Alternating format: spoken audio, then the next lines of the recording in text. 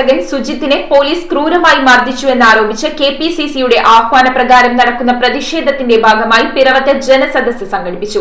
ആരോപണത്തിൽ ഉൾപ്പെട്ട പോലീസുകാരെ സർവീസിൽ നിന്നും പുറത്താക്കണമെന്നാവശ്യപ്പെട്ടുകൊണ്ടാണ് കോൺഗ്രസ് പിറവം മണ്ഡലം കമ്മിറ്റിയുടെ നേതൃത്വത്തിൽ പോലീസ് സ്റ്റേഷന് മുൻപിൽ പ്രതിഷേധ സദസ്സ് നടത്തിയത്.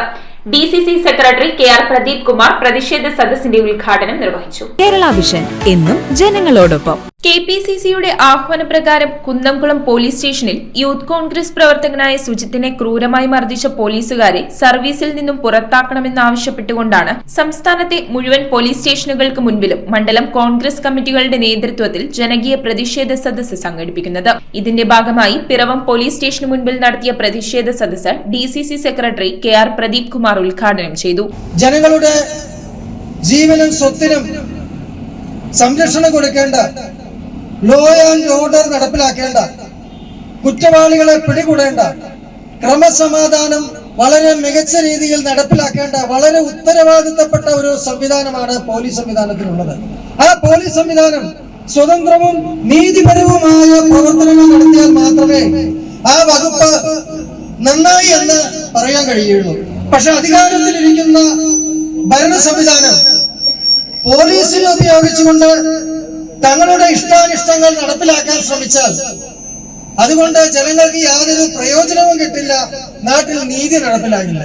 കോൺഗ്രസ് മണ്ഡലം പ്രസിഡന്റ് അരുൺ കല്ലറയ്ക്കൽ അധ്യക്ഷനായി. ജനമൈത്രി പോലീസ് എന്ന് അവകാശപ്പെടുന്ന കേരളത്തിലെ പോലീസ് സ്റ്റേഷനുകൾ ഇന്ന് പിണറായിയുടെ ഇടിമുറികളായി അകപ്പതിക്കുന്ന ഒരു സാഹചര്യമാണ് നിലവിലുള്ളത്. ഒരു സാധാരണക്കാരനായ ചെറുപ്പക്കാരനെ ആ നാട്ടിൽ പ്രാദേശികമായി നടന്ന ഒരു വിഷയത്തിൽ ഇടപെട്ടുകൊണ്ട് അതിൽ ന്യായമായ കാര്യം ആവശ്യപ്പെട്ടുകൊണ്ട് പോലീസിനെ സമീപിച്ച ഒരു ചെറുപ്പക്കാരനെയാണ് കുന്നംകുളത്ത് അതിക്രൂരമായി മർദ്ദിച്ചിട്ടുള്ളത്. Thomas Mallippuram, Siju Pullambrayil, Shaju Elanjimattam, Jaison Polickal, T G. കുട്ടപ്പൻ, തമ്പി പുതുവാക്കുന്നിൽ, രമ വിജയൻ തുടങ്ങിയവർ സംസാരിച്ചു. പരാതി കൊടുത്താൽ അതല്ലെങ്കിൽ പോലീസ് സ്റ്റേഷനിൽ ചെല്ലുമ്പോൾ നമുക്ക് തികച്ചും ന്യായമായ ഒരു സംരക്ഷണം കിട്ടുമെന്ന് ലഭിക്കുന്ന നമുക്ക് ആകും ഇപ്പോൾ വിശ്വാസം എവിടെയാ? ഒന്നുമില്ല കോടതിയിൽ, അതല്ലെങ്കിൽ പോലീസ് സ്റ്റേഷനിൽ നമുക്കൊരു വിശ്വാസം ലഭിക്കുമാറ് നമ്മളൊരു പോലീസ് സ്റ്റേഷനിൽ ഒരു പരാതി കൊടുക്കുമ്പോൾ അവിടെ ചെല്ലുമ്പോൾ നമ്മളെ അവിടെ പിടിച്ച് നിലത്തിരുത്തി നാലിടിയും തരുന്ന ഒരു സാഹചര്യമാണെങ്കിൽ ഇതെന്താ കേരളമല്ലേ? ഇതിനു മുമ്പ് ഇവിടെ പല ഭരണങ്ങൾ ഉണ്ടായിട്ടില്ലേ?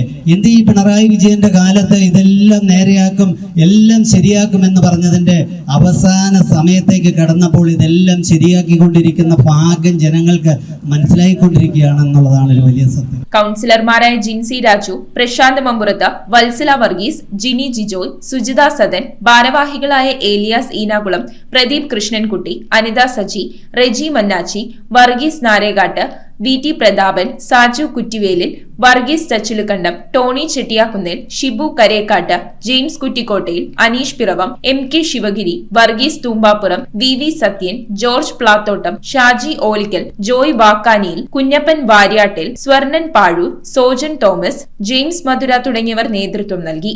News bureau I Vision Piravom. IT രംഗത്ത് തൊഴിലുറപ്പാക്കാം കേരള വിഷൻ ഇൻസ്റ്റിറ്റ്യൂട്ട് ഓഫ് ടെക്നോളജിയിലൂടെ. IT മേഖലയിൽ ഏറ്റവും കൂടുതൽ തൊഴിൽ സാധ്യതയുള്ള 3 മാസത്തെ CCNA നെറ്റ്വർക്കിംഗ് കോഴ്സിലൂടെ നിങ്ങൾക്കും മികച്ച ജോലി കണ്ടെത്താം. നിങ്ങളുടെ കരിയർ മികച്ചതാക്കാം.